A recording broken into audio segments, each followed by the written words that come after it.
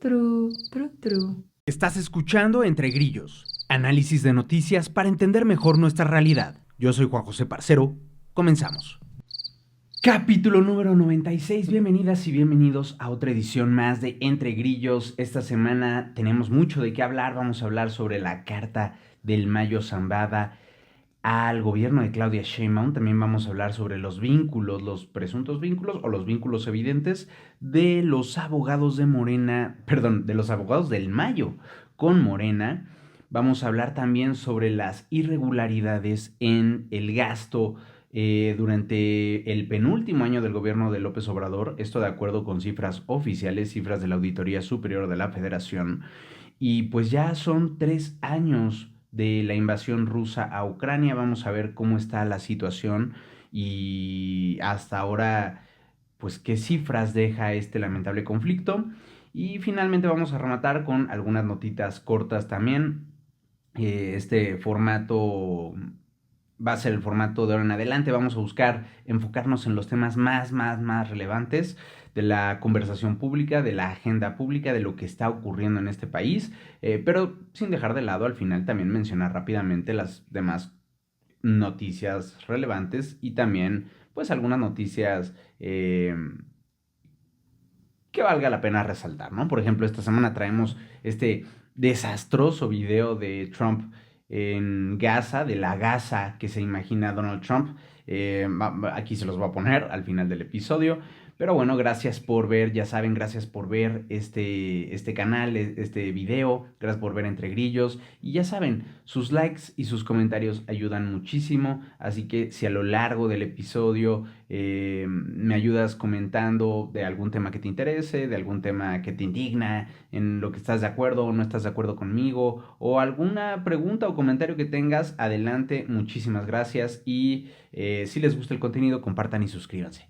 Vámonos con toda la información. Empieza, más bien termina la semana pasada con esta información de una carta que Ismael El Mayo Zambada, el capo di capi, el líder del cártel de Sinaloa, eh, envía a la presidenta Claudia Sheinbaum a través del Consulado de México en Nueva York, donde pues reclama que lo repatrien, exige al gobierno mexicano que luche por su repatriación y amenaza con que si no se cumplen sus exigencias, podría haber un colapso en la relación entre México y Estados Unidos. Aquí el Mayo denuncia que pues el traslado que hicieron, su traslado a Estados Unidos fue ilegal e irregular y que el gobierno mexicano debe de intervenir. Y de hecho la amenaza se extiende y dice que los políticos y funcionarios mexicanos podrían ser secuestrados y trasladados ilegalmente en el futuro a México, a Estados Unidos para enfrentar la justicia gringa si México no actúa, ¿no? También acusa a Estados Unidos de carecer de legitimidad para imponerle la pena capital y que permitirlo sería un precedente muy peligroso, y pide al gobierno mexicano un informe detallado sobre su captura y traslado, incluyendo quién permitió su entrada a Estados Unidos. A ver, vámonos por partes. De entrada, pues sí, a todas luces, el traslado del Mayo Zambada fue un traslado ilegal, fue un traslado irregular. Recuerden que pues cualquier mexicano debe de contar con pues un juicio de deportación para que si están exigiendo que se te presente en otro país, pues te detengan aquí y el gobierno mexicano de cierta manera sepa que sí hay hasta cierto punto evidencia en tu contra que sustente que el gobierno extranjero te esté requiriendo allá para enfrentar a la justicia. Y cuando se hace, hay una serie de reglas muy específicas, hay o sea, basadas en tratados y demás, eh, que delimitan hasta qué punto, pues, la deportación funciona o cómo es que la deportación funciona. Es decir, cualquier mexicano que es deportado a Estados Unidos no puede enfrentar la pena de muerte porque México no tiene pena de muerte, ¿no? Entonces, una vez que te mandan a Estados Unidos deportado, el gobierno estadounidense acepta que entre los castigos que te pueden poner si se te declara culpable no está el de la pena de muerte, ¿no? Em, pero bueno, más allá de esto, aquí el tema es que Estados Unidos tiene precedentes de que no le importa. De que no le importa este tema de las deportaciones. Funcionó así con uno de los hombres ligados al caso del asesinato del ex agente de la DEA, Enrique Camarena, Kiki Camarena, que es un caso icónico de un agente gringo operando aquí en México y asesinado aquí en México por el narcotráfico, por el cártel de Guadalajara, si no mal recuerdo, con Félix Gallardo. Y pues en algún momento los gringos prácticamente secuestraron y se llevaron a Estados Unidos, si no mal recuerdo, al médico que mantuvo a Kiki Camarena con vida mientras lo torturaban. Eh, y bueno, ¿no? O sea, el caso se fue hasta la Suprema Corte y ahí se determinó que sí lo podían juzgar. Entonces, hay un precedente o hay precedentes legales que permiten dentro de Estados Unidos a Estados Unidos ignorar esta clase de cosas. Así que, ay, pues sí, en teoría tenemos un tratado y demás, pero, ¿sabes? O sea, ya lo tengo acá, no lo voy a soltar. Entonces, es muy probable que Estados Unidos no haga caso a las exigencias del Mayo, pero bueno, la exigencia del Mayo no es al gobierno estadounidense, es al gobierno mexicano. Y aquí, pues obviamente que, de hecho, sale la oposición a decir que el gobierno mexicano está contra la espada y la pared. Y yo así lo creo, porque por un lado tienes al gobierno de Trump, un gobierno que ha puesto como principal bandera en este combate que tiene a sus aliados, más bien, que ha puesto como primer bandera de política exterior pelearse con sus aliados, ¿no? Porque dice que todos los aliados son muy injustos para con Estados Unidos y tal. Y con Estados Unidos específicamente, con México, tenemos el tema de el narcotráfico como bandera de lucha de Trump contra el gobierno de Claudia Sheinbaum. Entonces, ha acusado incluso al gobierno mexicano de estar dirigido por cárteles. Imagínense si ahora se hace público que el Mayo Zambada exige a México que busque su repatriación y acto 2 tenemos activamente al gobierno de Claudia Sheinbaum exigiendo su repatriación. ¿Qué va a decir Trump? Y no es, o sea, no es que qué va a decir Trump porque nos importe mucho qué va a decir Trump. Es que va a decir Trump porque esto le sirve como, pues, pretexto perfecto para imponer aranceles, para cualquier otra medida para amenazarnos que quiera imponer, ¿no? Entonces, sí es una situación muy complicada porque del otro lado de la moneda tienes la amenaza del Mayo Zambada, que aquí, pues, obviamente está este tema de la relación con Estados Unidos puede colapsar. Probablemente se refiera, o lo más lógico a lo que se pueda referir es a que pues empiece a cantar, a que empiece a hablar, que llegue a un acuerdo de colaboración. Ahorita vamos a hablar de los acuerdos, pero y que empiece a decir qué cosas sabe de los vínculos con, o sea, del gobierno mexicano, de funcionarios del gobierno mexicano con los cárteles de la droga, ¿no? Porque claramente el Mayo tiene toda la información de los vínculos de el gobierno mexicano a lo largo de la historia, a lo largo de los últimos 30 años, pero también seguramente tiene información de lo que el gobierno tenía con otros líderes del narcotráfico, ¿no? Entonces, imagínense que empezara a soltar la sopa, que empezara a cantar. Y no solo estoy hablando de problemas para Claudio Sheinbaum, o sea, obviamente esto se puede remontar tanto como el Mayo quiera, o sea, puede hablar de López Obrador, puede hablar de Peña Nieto, puede hablar de Felipe Calderón, por supuesto, y quién sabe si más atrás hasta dónde puede llegar, ¿no? Entonces,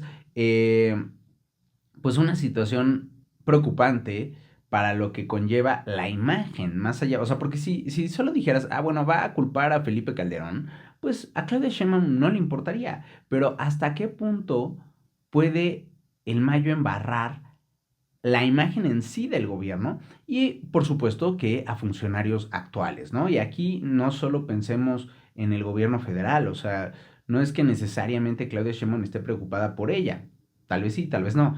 Pero estamos hablando de cuántos gobernadores pueden caer que puedan tener vínculos. Estamos hablando de las acusaciones que ha habido desde hace años de que el cártel de Sinaloa ha ayudado a operar electoralmente a Morena, ¿no? Sobre todo en la costa del Pacífico, en toda la parte de Sonora, Sinaloa, Baja California Sur y Norte, Michoacán, Jalisco, ¿no? Entonces, pues bueno, ¿no? Toda esta parte mete en serios problemas al gobierno de México, ¿no? Imagínense que no solo cante contra Rubén Rocha, que es este gobernador de Sinaloa, morenista, que lo traicionó, de acuerdo con las declaraciones del propio Mayo, sino estamos hablando de que, pues, imagínense cuántos de los actuales gobernadores podrían caer, morenistas y no morenistas, ¿no? Entonces, una situación muy complicada para el gobierno de Claudia Sheinbaum, que curiosamente, pues aquí lo hemos platicado en los meses recientes, desde que empezó todo el relajo de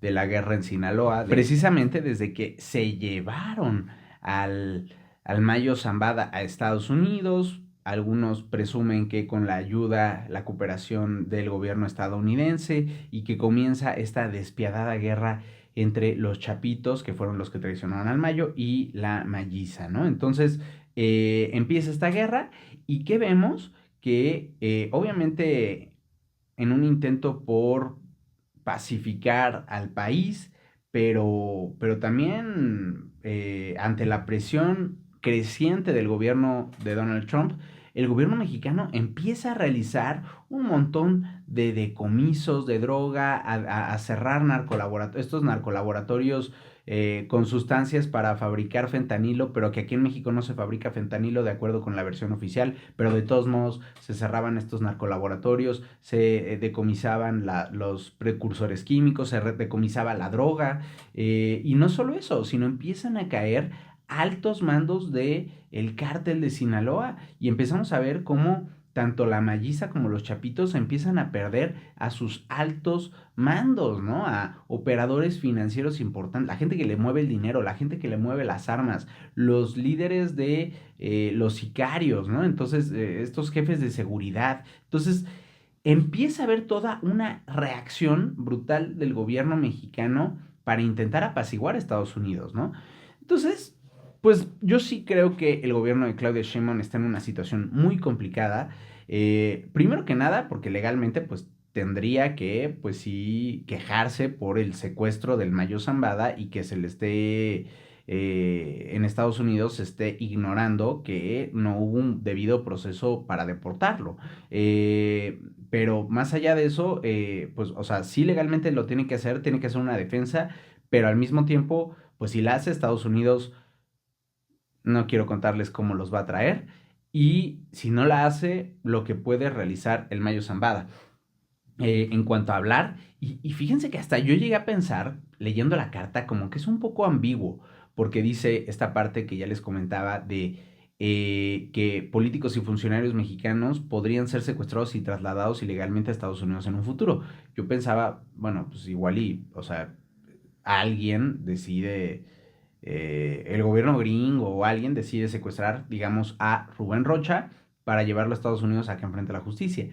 Pero igual y es hasta el mismo Mayo, ¿no? En una de esas, como que deja la redacción de la carta ambigua de tal manera que quién sabe si hasta él mismo está amenazando con que sus fuerzas en México secuestren a funcionarios mexicanos y los trasladen a Estados Unidos, ¿no? Imagínense que vuelvan, o sea, que secuestren a Salvador Cienfuegos, al exsecretario de la Defensa Nacional, que ya fue detenido en Estados Unidos en el pasado y que se regresó a México bajo la promesa de que aquí se le iba a investigar, y no se hizo nada y se le dejó libre, ¿no? Claramente Salvador Cienfuegos no vuelve a pisar Estados Unidos en su vida, ¿no? Pero ¿qué pasa si un día de estos lo secuestran y se lo llevan para allá? O sea, y que lo haga fuerzas del cártel de Sinaloa, no sé, o sea, es una amenaza compleja, ambigua, que deja a Claudia Sheinbaum en una postura muy complicada. Eh, o no, déjenme ustedes en los comentarios qué opinan de esto.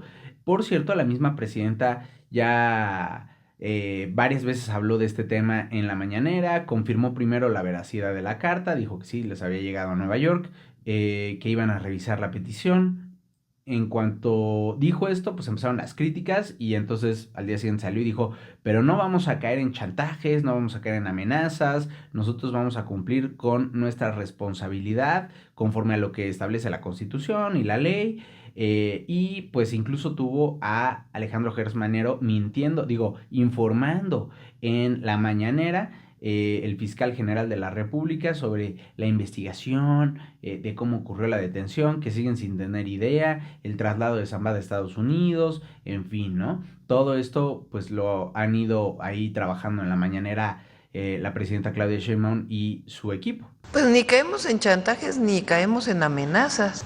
Cumplimos con nuestra responsabilidad, con la Constitución y con las leyes. Frente a una situación como esta, ¿a dónde va uno? Pues al derecho de cualquier mexicano, cualquiera que éste sea. Y lo que dice la Constitución y lo que dice la ley, porque juramos respetarla. Nosotros cumplimos con la ley y eso es lo que debemos hacer. Ahora, sí, es cierto que, les digo, el gobierno mexicano tiene una cierta responsabilidad para con cualquier mexicano de hacer defender sus derechos.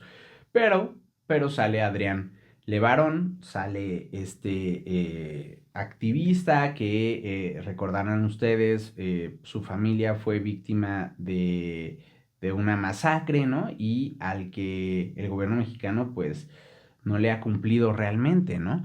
Y sale Adrián Levarón y dice, ah, o sea, la presidenta de México le está contestando la carta al Mayo Zambada, porque es un mexicano y todo. ¿Y qué hay de las víctimas de la violencia? ¿No? O sea, las víctimas aquí en México de la violencia que provoca gente como el Mayo Zambada siguen sin recibir una respuesta del gobierno mexicano. Y dice, yo mismo le he enviado 8 cartas a presidencia sin recibir contestación, revela Levarón. Dice, la última, creo que a finales del año pasado, ¿no? Y pues nada, ¿no? O sea, para nosotros, para las víctimas, no hay respuesta y mucho menos abrazos. No me voy a cansar de esperar. Contundente el tweet de Adrián Levarón, que acá se los voy a poner. Y bueno, ¿no? Les decía que Gers Manero fue a mentir ahí a la mañanera, fue a decir un montón de... O sea, no me va a detener porque Alejandro, no me va a detener a desmenuzar lo que dice Alejandro Gers Manero porque no vale la pena, ¿no?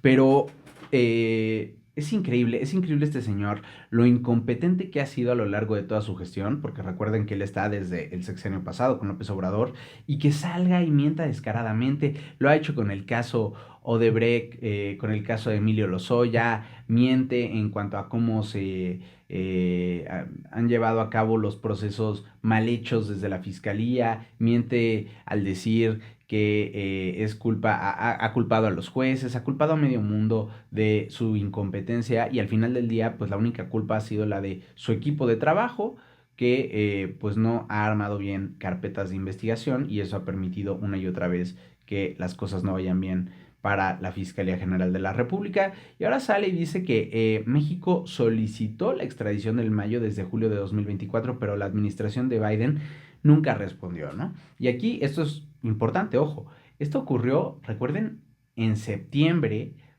eh, más bien, en septiembre empezó la guerra, pero en julio de 2024 empezó este problema con la extradición del Mayo Zambada y bueno, con el secuestro del Mayo Zambada y esto ocurre en el gobierno de Joe Biden, ¿no? O sea, no en el gobierno de Donald Trump. Entonces imagínense, si Biden permitió que esto ocurriera y Biden nunca le contestó a México, ¿qué le espera a la Fiscalía General de la República con Donald Trump? No creo que mucho. Realmente, pues esto se tendría que ver con pues con un trato mucho más directo que enviar solicitudes así como a quien corresponda, ¿no? Ahora bien, lo que les he dicho anteriormente, si en el caso Cienfuegos ya se movió toda la fuerza, toda la influencia que tenía México para presionar a Estados Unidos para que soltaran a Cienfuegos bajo la promesa de que aquí se haría justicia, y México no cumplió su palabra, ¿qué incentivos, incluso si nos olvidamos de todo el discurso que trae Trump, toda su estrategia y demás, qué incentivos tendría Estados Unidos para regresarnos al Mayo, cuando acá a Cienfuegos hasta le pidieron perdón antes de dejarlo salir, casi casi, ¿no? Entonces, pues bueno, yo creo que yo creo que va a ser muy difícil que la fiscalía haga algo, pero también existe esta otra posibilidad de que la fiscalía esté y el gobierno mexicano estén fingiendo que hacen algo, ¿no? Pero en la práctica no estén haciendo nada y solo salgan en la mañanera a decir que sí, sí, sí, ya lo estamos viendo, lo estamos tratando, estamos investigando, señor Mayo, cómo pasó, cómo ocurrió. Es inconcebible que esto le pase a cualquier mexicano, ¿eh? Pero pues ya si estamos hablando del capo del cártel de Sinaloa, pues ni se diga. Pero en la práctica no estén en realidad viendo y cuestionando y negociando con el gobierno de Estados Unidos. El fiscal Gers Manero explicó que hay 3 órdenes de aprehensión vigentes en México contra el Mayo Zambada. Él mantuvo, les digo, que el secuestro y transporte de el Mayo a Estados Unidos fue ilegal. Y les digo que en la investigación siguen perdidísimos, no han podido confirmar si agentes de la DEA participaron en la captura. Y pues bueno, así la situación. Pero ojo, porque la Carta del Mayo es publicada primero que nadie por Reforma. Y luego el Universal revela que el Gabinete de Seguridad emitió una recomendación al gobierno de Claudia Sheinbaum, o sea, a la presidenta Claudia Sheinbaum, de no pedirle a Estados Unidos que repatrie al Mayo para evitar una crisis con Estados Unidos, precisamente porque Donald Trump ha tomado el tema como pretexto para imponer represalias económicas, endurecer posturas en temas de seguridad, de control de armas, y por eso propuso que México solicite información sobre la detención, le brinde la protección consular mínima que requiera el Mayo y se limite a pedirle a Estados Unidos que no aplique la pena de muerte en congruencia con la política exterior mexicana, por supuesto. Lo cual pues me parece una postura muy, muy adecuada, ¿no? Y también me parece una postura adecuada que el gobierno de Sheinbaum esté llevando el tema mediáticamente un poquito más allá de lo que en la práctica lo esté llevando, ¿no? Para pues no incomodar al señor, porque pues querramos o no, el señor tiene muchísimo poder y tiene muchísima información. Ahora, eso si yo fuera el gobierno. Yo, desde este lado, como alguien que quiere ver caer a los corruptos, quiere tener información sobre todos estos temas que han afectado a México año tras año tras año desde hace más de, ¿qué? Casi ya 20 años, pues quisiera que el Mayo cante, que el Mayo nos contara, o sea, creo que sería una verdadera tragedia que el Mayo Zambada se vaya a un acuerdo de culpabilidad y no hable, ¿no? No revele lo que sabe.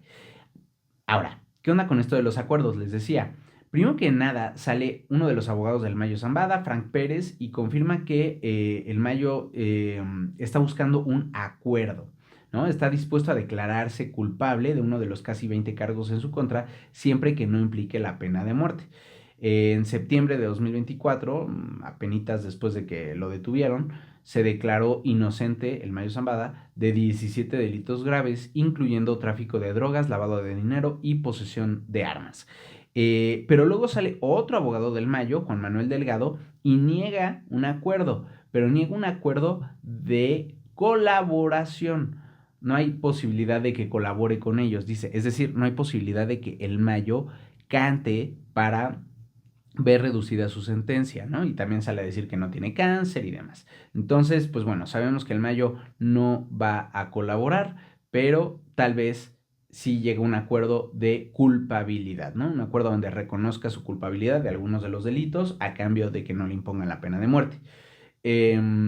Y bueno, así este tema de la Carta del Mayo. Por cierto, en el Senado aprobaron ya la reforma para dar cárcel a agentes extranjeros que violen la soberanía y pasa a la Cámara de Diputados. Recuerden que el gobierno de Claudia Sheinbaum envió una reforma constitucional a los artículos 19 y 40 para defender la soberanía y castigar el injerencismo extranjero, y propone las sanciones más severas para agentes extranjeros que operen en México sin autorización.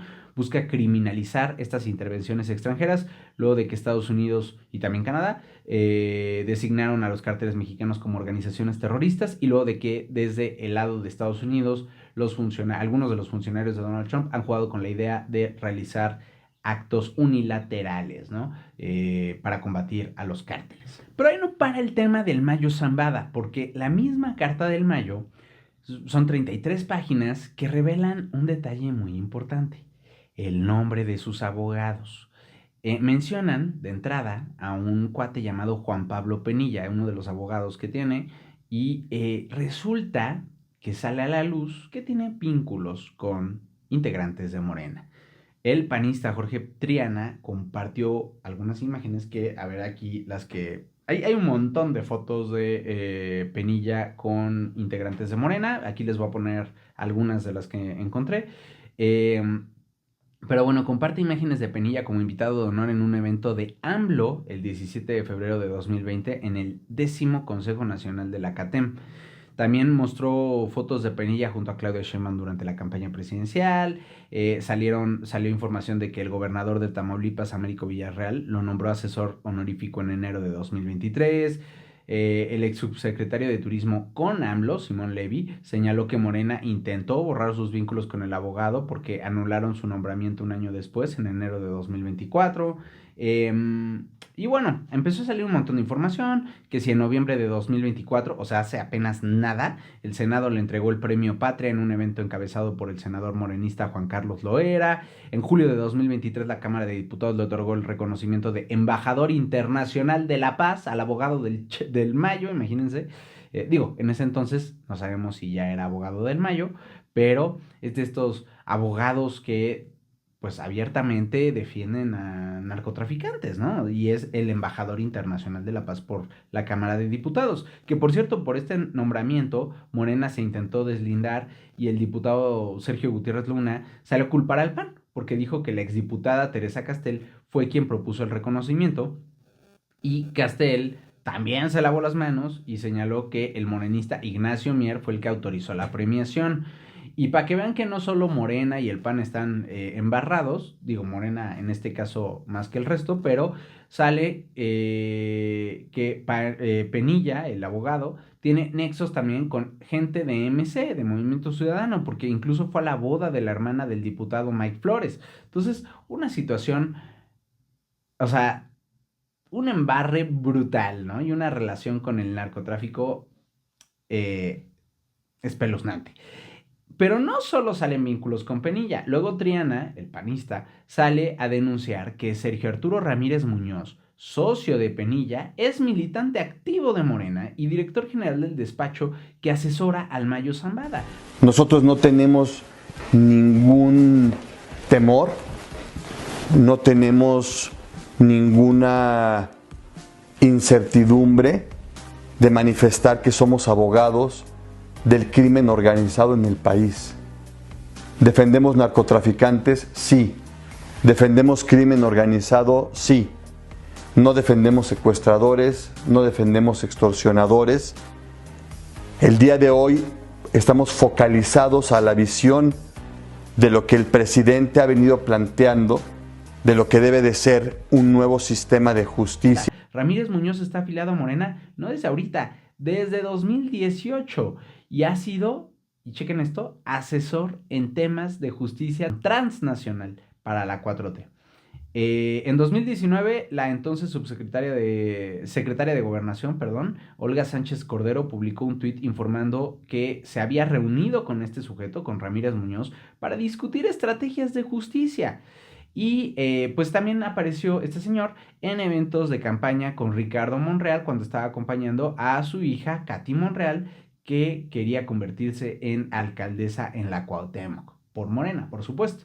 Y aquí Triana incluso le recordó una frasecita que acababa de decir Ricardo Monreal, que dijo: nosotros no tenemos ninguna relación con el abogado del Mayo, ¿no? Y la compartió Triana con la imagen justamente del senador de Morena con este señor, ¿no?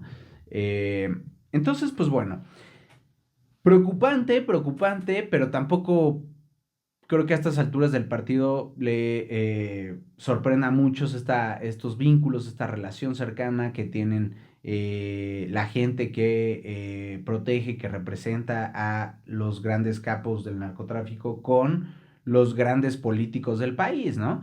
Lo preocupante es que la opinión pública siga completamente, pues, pareciera que le echaron como repelente, ¿no? A esta clase de información, ¿no? Y que la gente, pues, no está dispuesto a... O sea, imagínense si hubiera salido, no sé, o sea, fotos de... Es que pasó, ¿no? O sea, Calderón con García Luna, ¿no? Eh, Tienes a Peña con todo lo que le salió de corrupción. Y todo eso hizo efecto en la gente. O sea, la gente dijo, este es un cuate coludido con el narcotráfico, en referencia a Calderón. Este es un cuate ultra corrupto, en referencia a Enrique Peña Nieto. Y con tanto López Obrador como con el resto de Morena, incluyendo a Claudia Sheinbaum, no vemos un efecto así en la opinión pública, ¿no?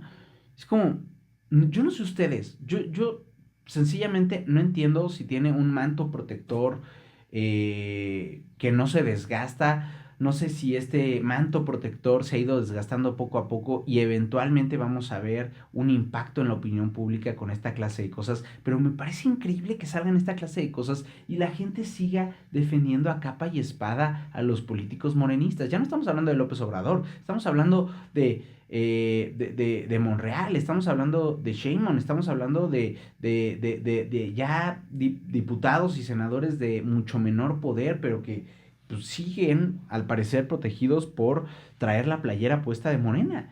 Y sale Claudia Sheinbaum a decir que ella pues niega a conocer a Juan Pablo Penilla, dice que en la campaña se toma foto con muchas personas y que no significa que tengan vínculos con ellas, ¿no? Igual Ricardo Monreal dice que habla con muchas personas todos los días, y es cierto, o sea, sí, hablan con muchas personas, pero, o sea, que los abogados del Mayo Zambada tengan esta relación evidente, tan metida en los círculos morenistas, te habla de que no fue que te lo encontraste en la calle mientras ibas por un café o que mientras ibas a la chamba, ¿no? O sea, hay una cierta cercanía, hay un nivel de acceso de estos personajes a la cúpula morenista, ¿no? Entonces no me vengan con que, no, nada más me tomé una foto y ya, cuando, o sea, va a eventos, lo premian, conoce a todo mundo, o sea, claramente es un cuate bien conectado y que sabe cómo entrar y cómo, o sea, yo si quisiera no entro a sus círculos, ¿no? ¿Cuánta gente que quisiera, madres buscadoras, víctimas de la delincuencia, no entran a esos círculos? Y este señor, que sucede la coincidencia que es el abogado del Mayo, sí lo tiene, ¿no? Y bueno, les platicaba sobre este informe de la Auditoría Superior de la Federación, donde se detectaron irregularidades por 51.979 millones de pesos. Esto en la cuenta pública de 2023, es decir, el penúltimo año de gobierno del expresidente López Obrador. El gobierno federal representa 11.173 millones de pesos de estos desvíos, 11.000 de casi 52.000 millones. Es decir, o sea, uno de cada más o menos 5 pesos desviados ocurrió en el gobierno federal. Y esto es casi, ojo, casi el doble de lo detectado en 2022. Es decir, entre 2022 y 2023 se duplicó la cantidad de dinero con desvíos, con irregularidades, que no sabemos en qué se gastó, que no hay comprobante de que se haya gastado como dicen que se gastó. ¿Qué sectores son los más afectados? Megaproyectos, salud, Pemex y los programas sociales. De los montos observados solo se han recuperado 1.112 millones, ¿no? O sea, de 50 y casi 2.000 millones, 52,000 millones, se han recuperado apenas 1,112 millones y 43,000 millones ni siquiera metieron la aclaración de cómo se había utilizado ese dinero. La Auditoría Superior de la Federación realiza 2,369 auditorías, o al menos ese año realizó 2,369, de las cuales 410 fueron para el gobierno federal y 1,959 para estados y municipios. Ahora, ahí les van brevemente lo más relevante de los casos más importantes. En los megaproyectos del presidente López Obrador, pues el más caro ha sido el Tren Maya, y aquí tan solo para 2023 tenemos irregularidades por 2,592 millones de pesos, pagos que no se justificaron, sobrecostos, contratos opacos, gastos que superaron las previsiones. O sea, vamos a gastar, no sé, 10 pesos y al final, gastamos 35 pesos. Oye, pero a ver, o sea, pon aquí, mete estos documentos, o sea, mete la justificación de por qué subió tanto el precio. No.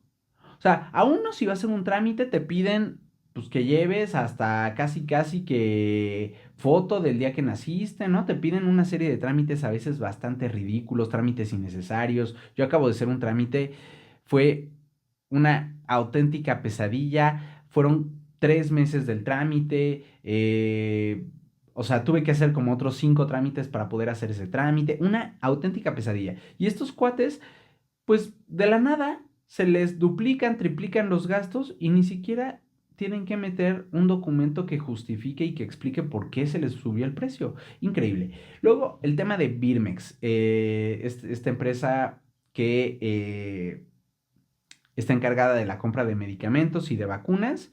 Y pues ahí tuvieron pérdidas por 1,044 millones de pesos en compras irregulares precisamente de medicamentos y de vacunas. Tan solo por pagos a un proveedor sin pruebas de que entregó medicamentos, hubo 819 millones de pesos ahí que no se sabe qué onda, ¿no? Y 152 millones de pesos en contratos sin documentación sobre servicios de almacenamiento y entrega, ¿no? O sea, ay, me gasté este dinero en guardar unos productos, unos medicamentos, unas medicinas, unas vacunas. Oye, pero a ver, ¿dónde está? ¿De qué medicamentos fueron? No tengo nada.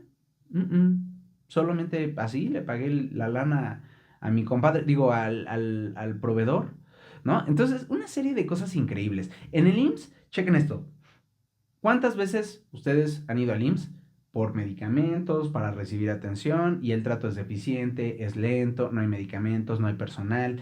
Pero lo que sí hay son desvíos. 1,225 millones de pesos en anomalías por pagos sin documentación en servicios médicos, 984 millones en estudios de laboratorio y anestesias sin pruebas de ejecución en hospitales de Ciudad de México, Jalisco, Oaxaca, Tabasco, Campeche, entre otros, y otros 241 millones de pesos en estudios de laboratorio sin respaldo en Nuevo León, Jalisco, Campeche y Oaxaca. Una cosa bastante bonita, el uso de dinero en esta administración reciente. Con Pemex, tan solo un caso. En Pemex, 971 millones de pesos sin aclarar, en su mayoría deudas incobrables acumuladas en los últimos 25 años. Segalmex y Diconsa, esta pues empresa del gobierno mexicano que ya le cambiaron el nombre y que tuvo el mayor caso de estafa y de corrupción en el gobierno de López Obrador y que no se hizo nada. 146 millones de pesos en irregularidades solo en Segalmex en 2023. De estos estamos hablando de que de 146 millones, 98 millones son en pagos injustificados por transporte de maíz. Ándele, nada más por pago de transporte de maíz, 98 millones de pesos injustificados. Y esto se suma al historial de corrupción que les digo que hay en Segalmex, que supera ya los 20,000 millones de pesos en anomalías acumuladas. Dejen ver la estafa maestra de Peña Nieto, cuántos se robaron. Por aquí está.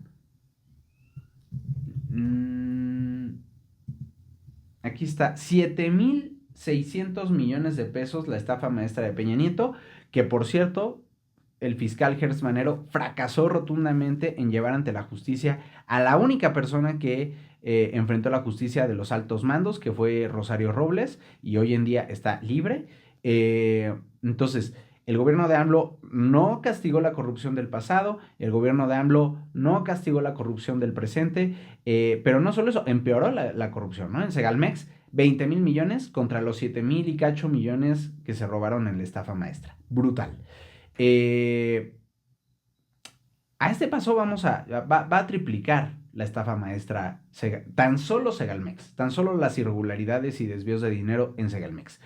Pero bueno, ojo, porque no solo el gobierno federal, sino los gobiernos locales también son muy corruptos. Y cómo no, si ven que el gobierno federal es así de corrupto y no hace nada, bueno, tenemos ¿cuáles son los 5 estados con mayor cifra de irregularidades en 2023? Baja California Baja California Sur, 3,200 millones de pesos desviados. Nuevo León, el nuevo Nuevo León de Samuel García, 2,235 millones de pesos.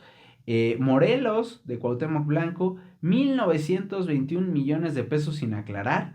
Sumado eso, por ejemplo, a 3,000 millones de pesos sin aclarar por irregularidades en los años anteriores del gobierno de Cuauhtémoc Blanco, que hoy en día ahí anda campante en diputados con la banderita de Morena. Veracruz con 1,724 millones de pesos de Cuitláhuac García, y el Estado de México 1,617 millones de pesos. Así la corrupción y así los desvíos y las irregularidades en los gobiernos estatales, ¿no?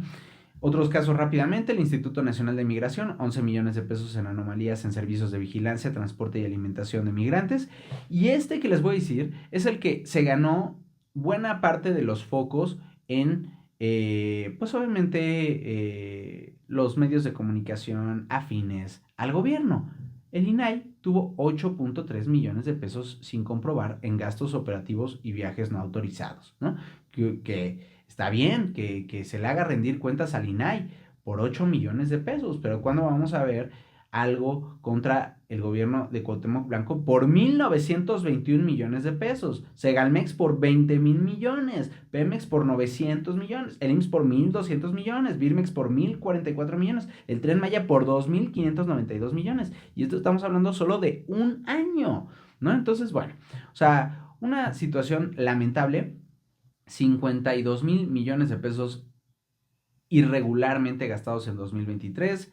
Les digo, casi el doble de lo que hubo en 2022, afectando a sectores clave como salud, sectores clave como infraestructura, y luego todavía salen a decir que en salud estamos como Dinamarca, que nadie había gastado tanto en infraestructura como López Obrador, lo cual, por cierto, es una mentira. Y lo más grave es que no castigan la corrupción a nivel federal, pero tampoco a nivel local, ¿no? No hay sanciones claras. De hecho, hay premio para los gobernadores que encabezaron estos gobiernos corruptos, ¿no? Para Cuauhtémoc Blanco, para Cuitláhuac García, los que ya han salido, y seguramente lo va a seguir habiendo para los que vayan saliendo de los gobiernos estatales en un futuro. Y pues todo esto ocurre en el contexto donde México cayó al peor puesto de su historia en el combate a la corrupción, retrocedió en el índice de transparencia que había utilizado López Obrador para criticar a Peña Nieto, la bandera principal del gobierno de López Obrador, y México cae al lugar 140 de 180, ya estamos a la altura de Irak. Todo esto mientras a la par renuncia el secretario ejecutivo del Sistema Nacional Anticorrupción ante acusaciones de supuesta mala gestión de recursos. Roberto Moreno Herrera renunció a su cargo ante su inminente despido, o sea, estaban a punto ya de cortarle el cuello y él mejor renunció, y se inició una investigación interna por posible corrupción en este Sistema Nacional Anticorrupción. Todo esto mientras el gobierno de Claudia Sheinbaum consolidó el desmantelamiento de las instituciones que teníamos de transparencia y en la lucha contra la corrupción. Entonces, la situación en términos de corrupción está peor de lo que habíamos tenido en mucho, mucho tiempo. No quiere decir que Peña Nieto y que Calderón no eran corruptos, ni mucho menos, porque no se trata aquí de defender a políticos. Todos son corruptos, solo que unos son más corruptos que otros y otros son más cínicos que el resto y logran manipular a la gente de mejor manera para convencerlos de que ahora sí se está haciendo algo contra la corrupción, cuando la evidencia es clara y es contundente de que no es cierto. Y bueno, vámonos a internacionales para cerrar este episodio. Ya son 3 años de la guerra en Ucrania. Este lunes 24 de febrero se cumplieron los 3 años, o sea, al inicio de esta semana. Es el mayor conflicto en Europa desde la Segunda Guerra Mundial. Según cifras de la ONU, 12.500 civiles han muerto y 28.400 han resultado heridos. Y por han muerto me refiero a han sido asesinados durante esta invasión rusa a Ucrania. Las cifras del gobierno de Ucrania son que han tenido 46.000 soldados caídos y 380.000 heridos, mientras que las cifras que tenemos del lado ruso son de 91.000 combatientes muertos. Zelensky afirmó que está dispuesto a renunciar si con ello se logra la paz o la entrada de Ucrania a la OTAN, algo que parece imposible hoy en día. Pero advirtió que cualquier acuerdo de paz entre Estados Unidos y Rusia va a fracasar si no está Ucrania de acuerdo con los términos. Esto, recuerden que Estados Unidos está ya negociando directamente con Rusia, Donald Trump con Putin, la posibilidad de dejar de apoyar a Ucrania. Y en este contexto, pues funcionarios ucranianos y el gobierno de Trump están también negociando por su lado y parece que acordaron ya pues que Estados Unidos reciba ciertos ingresos por recursos naturales de Ucrania. El borrador del acuerdo menciona la creación de un fondo controlado por Estados Unidos que recibiría la mitad de los ingresos de Ucrania por la explotación de minerales raros, de petróleo, gas e infraestructura portuaria. El borrador también, y digo borrador porque todavía no es nada oficial, pero es una información que adelantó el New York Times.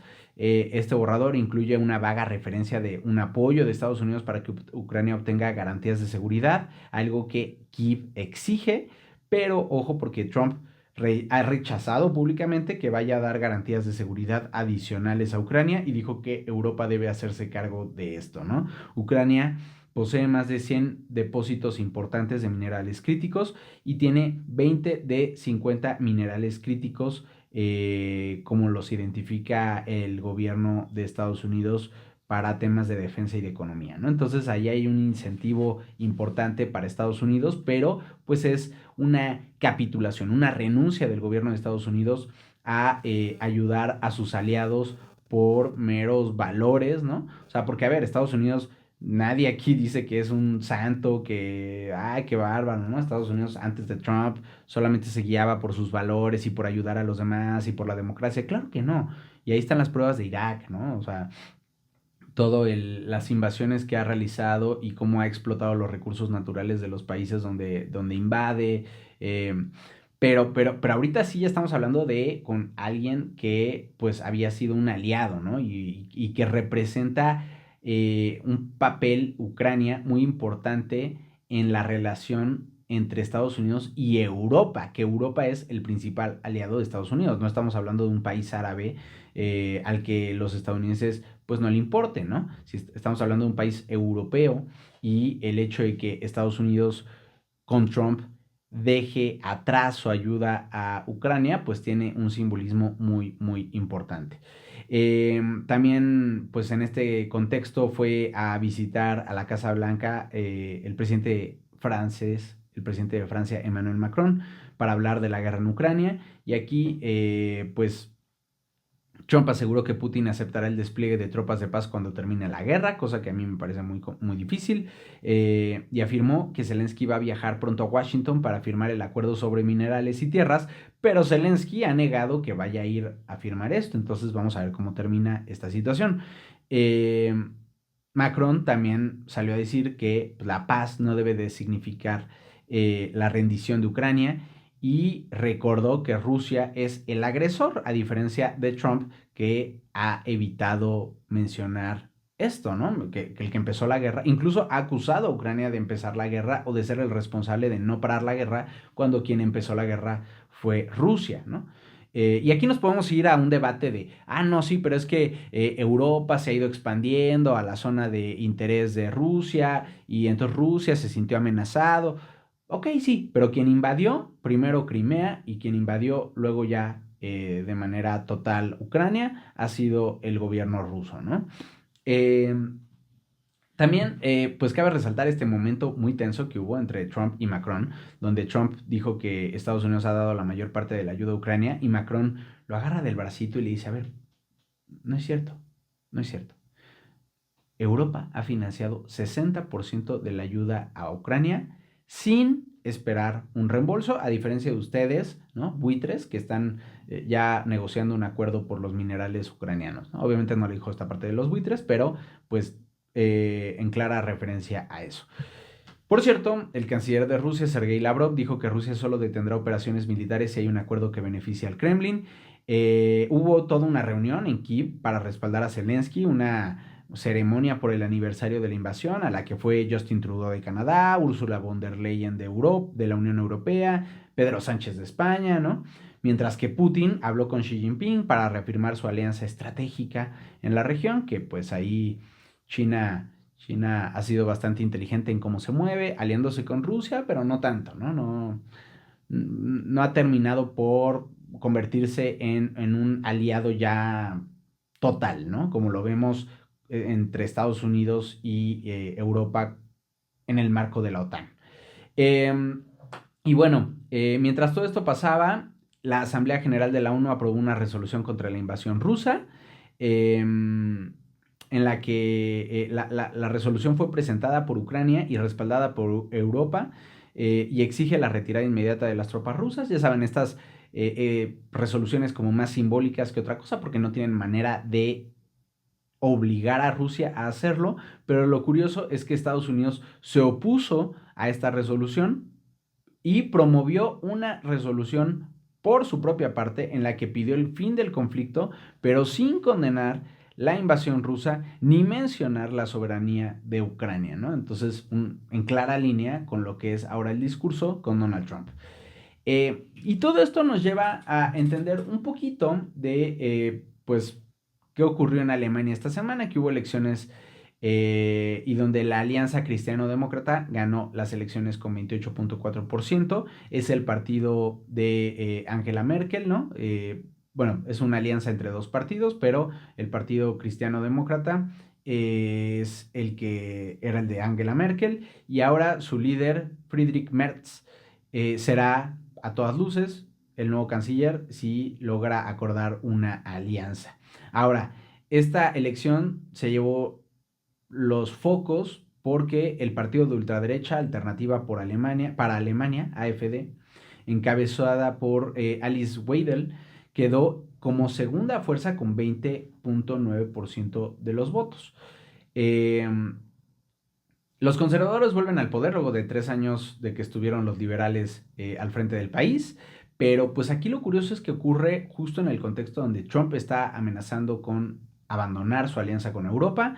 El propio Friedrich Merz prometió ayudar a Europa a conseguir una independencia real de Estados Unidos. Pues seguramente vamos a ver una Alemania que empiece a armarse un poco más de lo que ahorita tiene, que realmente es a raíz de la Segunda Guerra Mundial, pues nunca ha tenido un gobierno, un ejército muy poderoso Alemania, pues probablemente no se vaya a volver una potencia militar de un día para otro, pero sí vamos a ver cómo va a aumentar el gasto militar en Alemania. Y lo bueno es que, pues a pesar de que ganó la derecha con la ultraderecha como segunda fuerza, eh, pues esta ultraderecha ha sido una ultraderecha bastante racista, bastante xenófoba y que pues a algunos les recuerda ahí el tema de Adolf Hitler, ¿no? Por tratarse de Alemania, tratarse de la ultraderecha, pero el gobierno o lo que está por convertirse en el nuevo gobierno con los cristianodemócratas, a pesar de que son de derecha, ya dijeron que no se van a aliar con el AfD.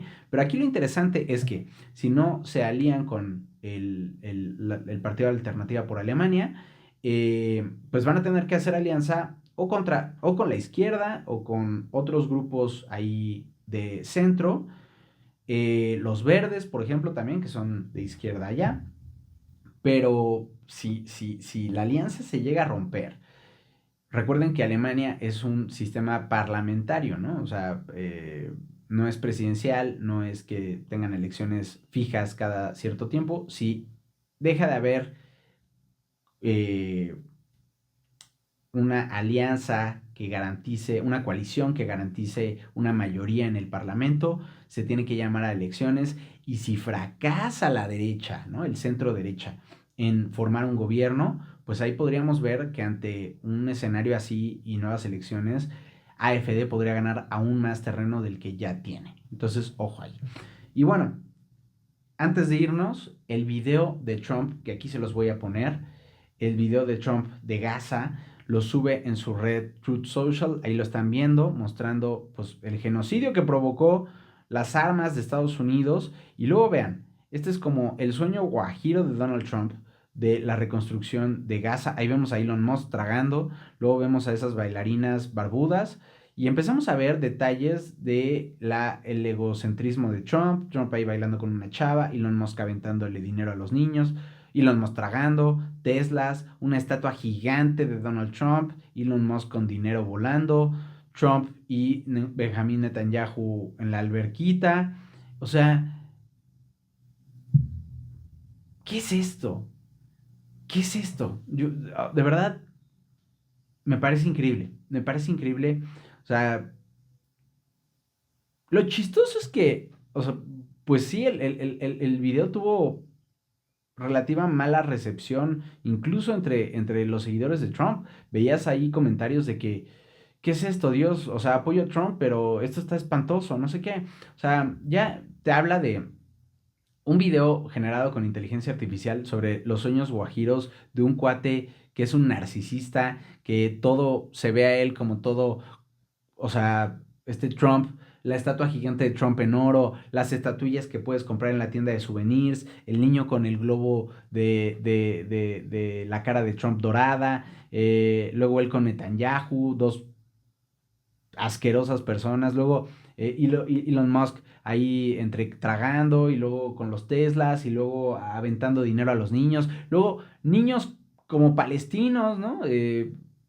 Cuando el mismo Trump ha prometido o sea, nos ha hecho pública su estrategia de limpieza étnica. Entonces, díganme ustedes qué opinan de este video. Yo ya no tengo calificativos para esta clase de cosas.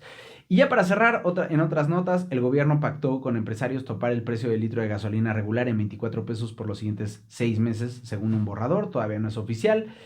Luego el secretario de Comercio de Estados Unidos acusó que firmas chinas triangulan importación de acero a su país a través de México, así que por ahí vamos a seguir viendo ataques en este tema de los aranceles. Luisa María Alcalde, la lideresa nacional de Morena, anunció un candado en Morena contra la reelección y contra el nepotismo en 2027.